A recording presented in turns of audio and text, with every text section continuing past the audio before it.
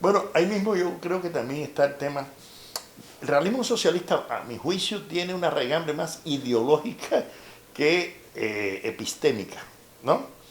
Y tiene, o sea, pretendía, la función era crear una conciencia de clase, ¿no es así?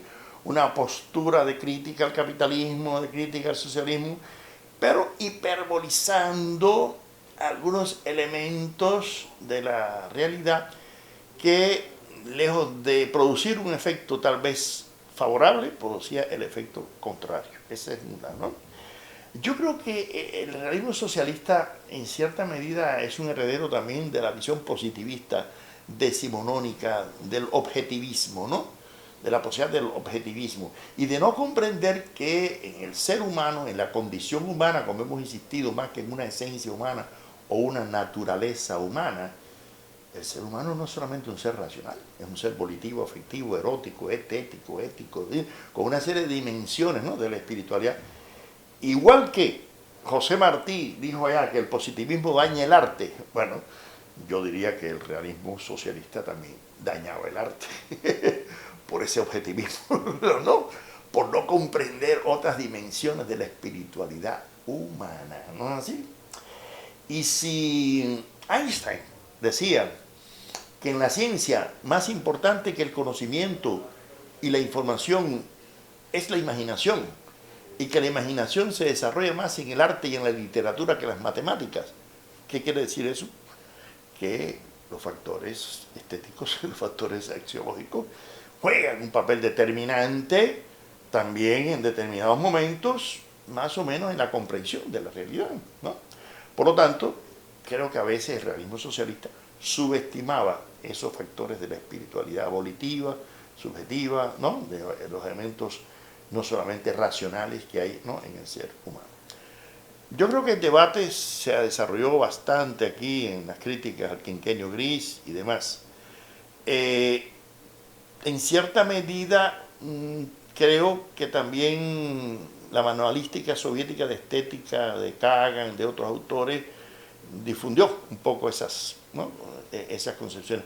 No soy un especialista en estética, pero creo que sí dejó alguna huella en esos años 60, ¿no?, y sobre todo 70, ¿no? E incluso yo escribí un trabajo que se publicó en mi libro Humanismo, Marxismo y Posmodernidad, que hablo, digo, marxismo en Cuba, marxismo soviético, marxismo occidental.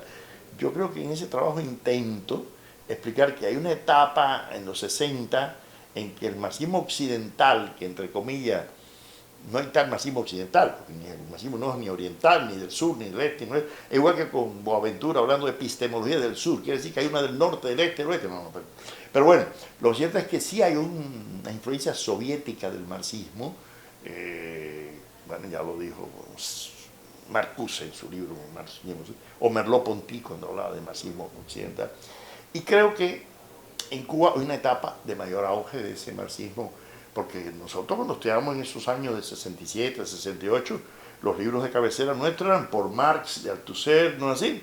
Notas sobre el materialismo histórico y la filosofía de Benedetto Croce, de Gramsci, ¿no es así? Los libros de Marcuse, El hombre unidimensional, que se publicaron incluso aquí, ¿no es así? Eros y civilización, ¿no? Los libros, todo eso, ¿no?, que es la concepción materialista de la Briola. O sea, teníamos una visión un poco distinta de otras corrientes, ¿no es así? Del marxismo inglés, Perry Anderson, de Hobsbawm, ¿no es así? Del marxismo italiano, de Coletti, ¿no? O sea, teníamos distintas perspectivas, pero luego los 70 para acá, hasta mediados de los 80, hay una influencia soviética que tuvimos que hasta aprender el idioma ruso, ¿no es así?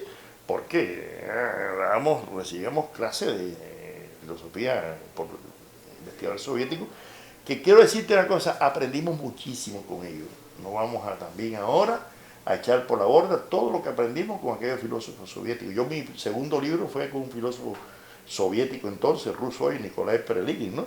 Y no me arrepiento de lo que aprendí con él y de haber publicado, ¿no?, ese libro que ya tiene 4 ediciones, incluso lo universal y específico en la cultura.